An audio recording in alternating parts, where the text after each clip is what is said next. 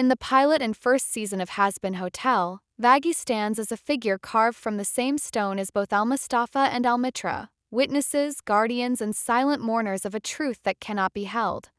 Her arc does not flare like a comet across the sky, but smolders, low, enduring, and watchful.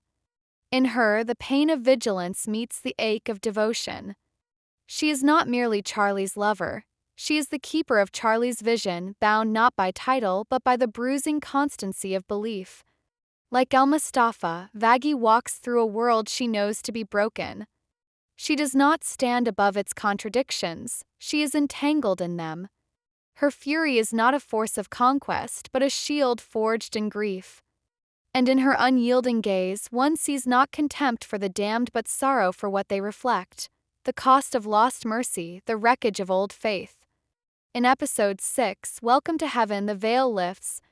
We learn what hell could not take from her because it had already been taken, her past. She was once an exorcist, a blade of heaven, a soldier made holy by divine decree, carrying out the annual purge of the damned with unblinking resolve. But 3 years before the story begins, Vaggie faltered. She saw not a demon but a child, and in that moment of compassion, her allegiance fractured. For that mercy, she was mutilated, her eye torn out, her wings desecrated, her halo stolen from her, banished, disgraced. A being neither angel nor demon, a soul with nowhere left to go but down. And then came Charlie. Charlie with her impossible vision. Charlie who looked past the blood and ash and saw light, faint, flickering but real. In that moment, Vaggie ceased to be a fallen soldier. She became something else. Something more fragile and far more dangerous, a believer. Charlie became her Almitra, the one who sees through shame and names the sacred within. Gibran writes, and in the 12th year on the 7th day of Ailul, he climbed the hill without the city walls and looked seaward. So too does Vaggie climb the hill every day, not with her eyes on the sea but on Charlie. Not in longing for escape, but in desperate hope that this impossible dream might endure. Charlie is her sea, her horizon. Not an exit, but a reason to remain. She does not dream. She defends the dreamer. This is why Vaggie so often bristles, at Alastair's cryptic games, Husk's drunken distance, Angel Dust's erratic defiance. Her cynicism is not born of arrogance, but of old wounds that never healed. She once destroyed the very soul she now strives to protect.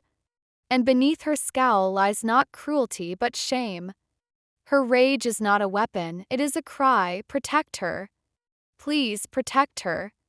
Gibran writes, it is not a garment I cast off this day, but a skin that I tear with my own hands. What others call control is, in Vaggie, the desperate grasp of someone who has already lost too much.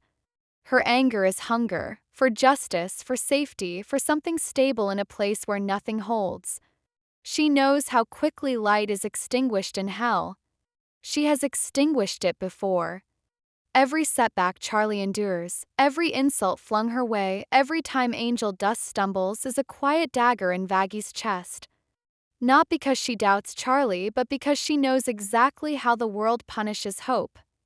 Her guardianship is not born of distrust, it is born of remembrance.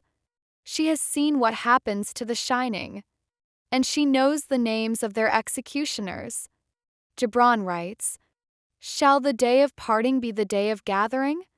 Vaggie and Charlie have walked together for 3 years. And yet, by the end of season 1, the ground beneath them shifts. Charlie rises, not only in love, but in purpose. She speaks before heaven. She confronts Adam.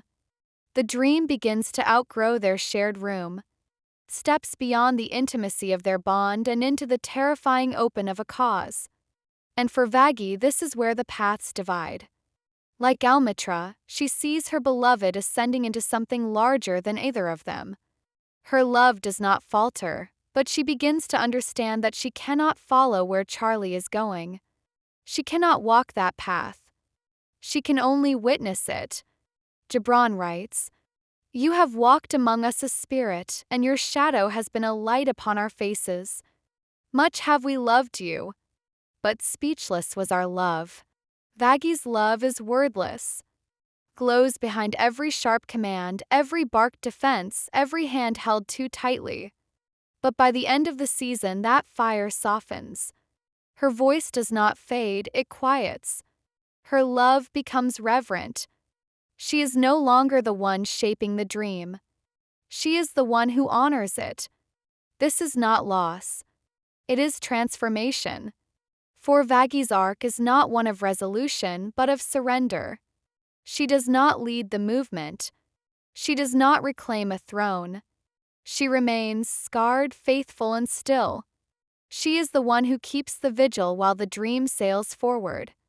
She is the one who believes enough to let go, to release Charlie into her purpose without demanding to be part of it.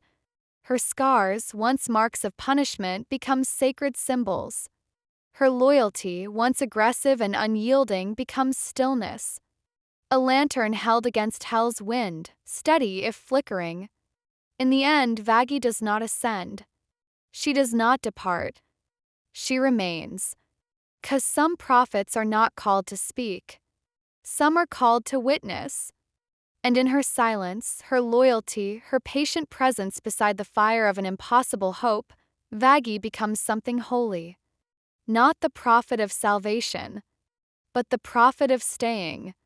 And in staying, she sanctifies the dream.